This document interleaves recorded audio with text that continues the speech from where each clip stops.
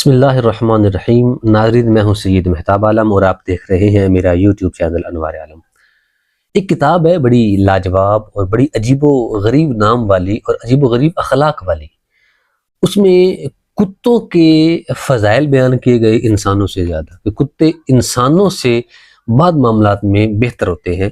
اس کتاب کا نام ہے تفضیل الکلاب علی کثیر ممن لبس الثیاب، کہ کتوں کو فضیلت دینا ان لوگوں پر، ان مخلوق پر جو لباس پہنتی ہے۔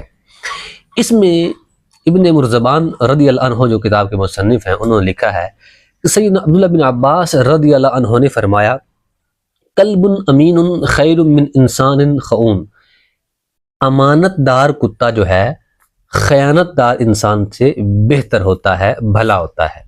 امام شافعی کا فرمان ہے، خیر خصلۃ فی الکلب انہ لا ینافق فی محبتہ، کتے کی سب سے بہترین جو خصلت ہے وہ یہ ہے کہ اپنی محبت میں منافقت نہیں کرتا انسان کی نسبت۔ انسان جو ہے وہ اپنی محبت میں، رشتہ داری میں، تعلق میں، اپنے لین دین میں محبت کا دکھلاوا کرتا ہے، جبکہ محبت ہوتی نہیں ہے اسے۔ اظہار محبت کرتا ہے، اظہار الفت کرتا ہے، اظہار چاہت کرتا ہے، لیکن اندر کچھ اور باہر کچھ ہوتا ہے۔ کتا ایسی حرکت نہیں کرتا۔ حالانکہ کتے کو انسان ایک حقیر مخلوق سمجھتے ہیں، اپنا بطور محافظ رکھتے ہیں، گھر کے باہر باندھتے ہیں، اور جو ایک ذی شعور کی بات کر رہا ہوں، یورپ اور امریکہ کی بد تہذیبوں کی بات نہیں کر رہا، وہ کامیاب تہذیبیں نہیں ہیں۔ ترقی یافتہ ظاہری طور پر ہونا اور ہے، اور تہذیب یافتہ ہونا اور ہے۔ تہذیب اور ہوتی ہے، ترقی اور ہوتی ہے۔ تو اگرچہ وہ ترقی یافتہ ہے لیکن تہذیب یافتہ نہیں ہے، تو وہ کتوں کو اپنے ماں باپ سے زیادہ ترجیح دیتے ہیں۔ وہ سونامی امریکہ میں آیا تو اپنے باپ کو چھوڑ کر بھاگ جاتے ہیں، اپنی ماں کو چھوڑ کر چلے جاتے ہیں، لیکن کتے کو گود میں اٹھا کر لازمی لے کر جاتے ہیں۔ تو وہ تہذیب نہیں ہے، ترقی ہے کہ انہوں نے یہ بنا لیا، وہ بنا لیا، پیسہ دولت ریل پیل ہے، لیکن وہ ترقی ہے، مال کی ترقی ہے، اخلاق کی تنزلی ہے۔ اچھا جی، ابو جہم ادوی کے پڑوس میں سیدنا سعید بن عاص رضی اللہ عنہ رہتے تھے، تو انہوں نے اس مکان کو بیچا، 1,00,000 درہم اس گھر کی قیمت لگائی، اور خریدنے والے کو کہا یہ تو گھر کی قیمت ہے، 1,00,000 درہم جو ہے گھر ہے، اس کے پڑوس کی قیمت بھی دو، اس کا پڑوس بھی میں بیچوں گا۔ اس نے کہا پڑوس کون بیچتا ہے، قیمت گھر کی ہوتی ہے، زیادہ ہو گیا گھر کے ملبے کی ہوتی ہے، اور اس سے زیادہ ہو گیا تو وہ لوکیشن کی ہوتی ہے، پڑوس کی کیا ہے۔ تو انہوں نے کہا خدا کی قسم میں ایسے پڑوسی کو نہیں چھوڑوں گا کہ میں غائب ہو جاؤں تو میرے گھر والوں کی حفاظت کرتا ہے، میں اگر موجود ہوں آ جاؤں تو مجھے دے کر مرحبا کہتا ہے، میں مانگوں تو فوری دے دیتا ہے، نہ مانگوں تو بلا کر دیتا ہے، اگر مصیبت ہو تو میری مدد کرتا ہے، تو ایسا پڑوسی میں فری میں کیوں دوں۔ جب یہ بات حضرت سعید بن عاص رضی اللہ عنہ کو معلوم ہوئی تو انہوں نے اس کو بلا کر 1,00,000 درہم دیے اور کہا یہ لے لو اور اپنا گھر مت بیچو۔ یہ پڑوسی تھے کہ پڑوسیوں کا خیال کرنا۔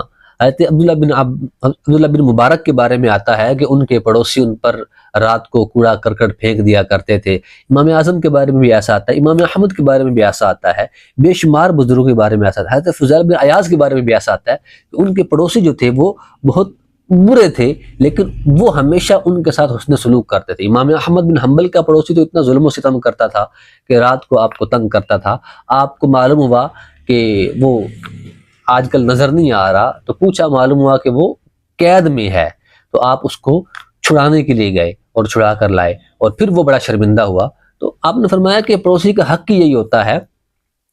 یہاں پر ایک اور واقعہ آپ کو میں بیان، حضرت ابو اسد دوئلی مولا علی کے شاگرد ہیں، ان کے بارے میں آتا ہے کہ ان کے پڑوسی بد مذہب تھا، بد عقیدہ تھا، تو یہ سنی تھے، تابعی تھے، مولا علی کے شاگرد تھے، پکے سچے عقیدے والے تھے، تو وہ ان کے گھر میں پتھر پھینکتا تھا، وہ جو بد مذہب پڑوسی تھا وغیرہ وغیرہ، تنگ کرتا تھا، کیونکہ باطل ہمیشہ حق کو اگر عقلی نقلی اور زبان کے دلائل سے نہ ہرا اور تھکا پائے تو پھر کیا کرتا ہے، اوچھے ہتھ کنڈوں پہ اتراتا ہے، پھر زور زبردستی کا طریقہ اختیار کرتا ہے، ہاتھ چلاتا ہے، ہتھیار استعمال کرتا ہے اور زبان سے اذیت دیتا ہے۔ یہی خوارج کی سوچ ہے، تو اسلام اس کی نفی کرتا ہے۔ تو آپ جب اس سے پوچھتے تھے تو وہ کہتا تھا کہ اللہ تبارک و تعالیٰ آپ کو سنگسار کر رہا ہے، وہ کہتا تھا بد مذہب، آپ کو اللہ پتھر مارتا ہے، میں نہیں مارتا، آسمان سے پتھر آتے ہیں وغیرہ وغیرہ، تو آپ فرماتے تم جھوٹ بکتے ہو، تم پتھر مارتے ہو پھر جھوٹ بول دیتے ہو۔ پھر انہوں نے وہ مکان بیچ دیا۔ کسی نے پوچھا کہ آپ نے مکان کیوں بیچا؟ کہا میں نے مکان نہیں، میں نے پڑوسی بیچے ہیں۔ ابو جہم نے پڑوسی نہیں بیچے کہ سعید بن عاص تھے، عظیم صحابی تھے وہ، ٹھیک ہے، ان کی وجہ سے۔ اور ابو الاسود دوئی نے پڑوسی بیچے کہ یہ اذیت دیتے تھے۔ تو حدیث پاک میں ہے کہ جبریل امین مجھے ہمیشہ پڑوسیوں کے بارے میں نصیحت کرتے رہے، یہاں تک کہ مجھے لگا کہ وراثت کے مال میں بھی ان کو حقدار بنا دیا جائے گا۔ اسلام کے اندر پڑوسی تین طرح کے ہوتے ہیں، ایک پڑوسی بھی ہے، مسلمان بھی ہے، اور آپ کا رشتہ دار بھی ہے۔ تو اس کے تین حق ہیں، حق پڑوس، حق جوار جسے کہتے ہیں، حق اسلام، اور حق ذی رحم رشتہ داری کے طور پر۔ تو تین حق ہو گئے۔ اور اگر وہ فقط مسلمان ہے اور پڑوسی ہے تو دو حق ہیں، حق جوار اور حق اسلام۔ اور اگر کافر ہے اس کا بھی ایک حق تو لازمی ہے، حق جوار، کہ حق پڑوس، کہ اس کے ساتھ بھی اچھا سلوک کرے، کہ آپ کے سلوک سے متاثر ہو کر وہ مسلمان ہو۔ کفار کے ساتھ ہمارا جو تعلق ہے، یہاں پر ایک نقطہ سمجھ لیجئے، وہ لین دین کا نہیں ہونا چاہیے۔ شریعت نے آپ کی ضرورت کی بنا پر کہ آپ کا گزارا ہو جائے اجازت رکھی ہے، لیکن اس میں بھی جو حکمت پوشیدہ ہے وہ یہ ہے کہ آپ اپنے اخلاق سے اسے متاثر کریں۔ آپ یہاں آئے ہیں، اللہ تبارک و تعالیٰ نے دین بھیجا ہے، اس کا مقصد کھانا پینا اوڑھنا سونا مر جانا نہیں ہے، اس کے دین کی تبلیغ کرنا ہے، دین کو پھیلانا ہے۔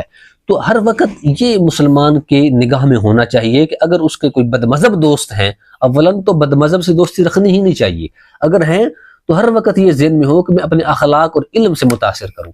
اگر غیر مسلم دوست ہیں تو اس کے ذہن میں یہ ہونا چاہیے کہ ان کو اپنے اخلاق اور اپنے علم سے متاثر کر کے ان کو میں اسلام کی دعوت دے کر مسلمان کروں۔ غیر مسلموں سے اسلام نے جو تعلق کی اجازت دی ہے اس کی بنیادی وجہ یہ ہے، اسلام کا مزاج سمجھے، اسلام کے انداز سمجھے تو آپ کو واضح سمجھ آئے گا کہ اسلام فقط آپ کے کھانے پینے، آپ کی یاریاں، آپ کے میلان قلب کو نہیں دیکھتا، اسلام دیکھتا ہے کہ آفاقیت کو، کہ اللہ تبارک و تعالیٰ کے نام کو پھیلانا ہے، اللہ کے نام کو سب سے اوپر بلند کرنا ہے۔ وہ تو ہوگا ہی ہوگا، آپ چاہیں نہ چاہیں، کافر چاہیں نہ چاہیں، مسلمان اس پر عمل کریں یا نہ کریں، اس کی کوشش کریں یا نہ کریں، اللہ کے دین نے غالب ہونا ہی ہونا ہے۔ تو کوشش کیجئے اپنے اخلاق سے اپنے پڑوسیوں کو بھی اذیت نہ دیں، اپنے قریب لائیں، اپنے جو رشتہ دار ہیں ان کو بھی اخلاق سے متاثر کریں اور دین کے قریب لائیں، اور غیر مسلموں کو بھی اپنے اخلاق سے متاثر کریں اور اپنے قریب لائیں۔ اس میں آخری بات جو رہ گئی ہے، اخلاق سے متاثر کرنے کا یہ معنی نہیں ہے کہ آپ مسلمانوں کے ساتھ تو بغض رکھیں اور ان سے دوری رکھیں۔ اور ایک طبقہ ہے ہمارے معاشرے میں جو اپنے آپ ایک سافٹ امیج ظاہر کرنے کے لیے مسلمانوں کے علماء کو تو مولوی ملا کر کے تعبیر کرتا ہے، لیکن غیر مسلموں کے ساتھ سر فلاں فلاں کر کے بولتا ہے، تو یہ منافقت ہے، ٹھیک ہے۔ تو ہم نے کرنا کیا ہے، اسلام سے متاثر کرنا ہے، اپنی ذات سے متاثر نہیں کرنا۔ یہ کوشش کریں گے انشاءاللہ آپ کو دارین کی برکت نصیب ہوں گی۔ اللہ تبارک و تعالیٰ کے بارگاہ میں دعا ہے کہ ہمیں عمل کرنے کی توفیق عطا فرمائے، آمین بجاہ النبی الامین صلی اللہ علیہ وسلم۔